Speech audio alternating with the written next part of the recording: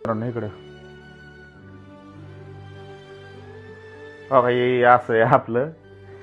तर तुम्हाला दाखवायचं आलंय इथंच पोराचं का आता जवळ पोरा सगळी इथं झोपते एकच आहे इथं एवढी जागा लय मोठी बी नाही.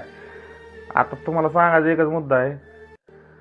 लोकांना वाटतो कसं माहितीये का आपलं सांगावं आपल्या घरातली स्टोरी दाखवा म्हणलं आपण बी लय मोठा माणूस नाही कसं माहितीये का मला बी तुम्ही सपोर्ट विपोर्ट केला तर माझं बी स्वप्न आहे माझ्या पोराला मला इथं इथं नाही या झोपडपट्टीमध्ये हे नाही करायचं मला बाहेर न्यायचंय.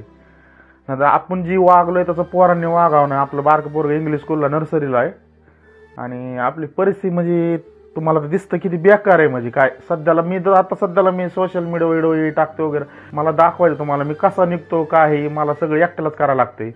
आणि माझ्या घरात किती जण आहेत आम्ही 4 जण फॅमिली.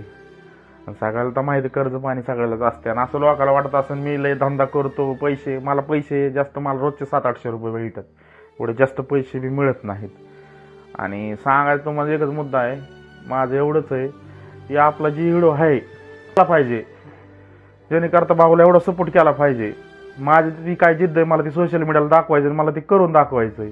त्यामुळे माझं एवढं सांगायचं भावांना मित्रांनो या व्हिडिओला एवढा शेअर करा एवढा लांब न्या तर तुमचा भाऊ बी ही माझी घरची स्टोरी माझ्या घरची स्टोरी आहे ते तुम्हाला ती सांगतोय. माझ्या एकट्यावर लय लोड आहे सध्याला.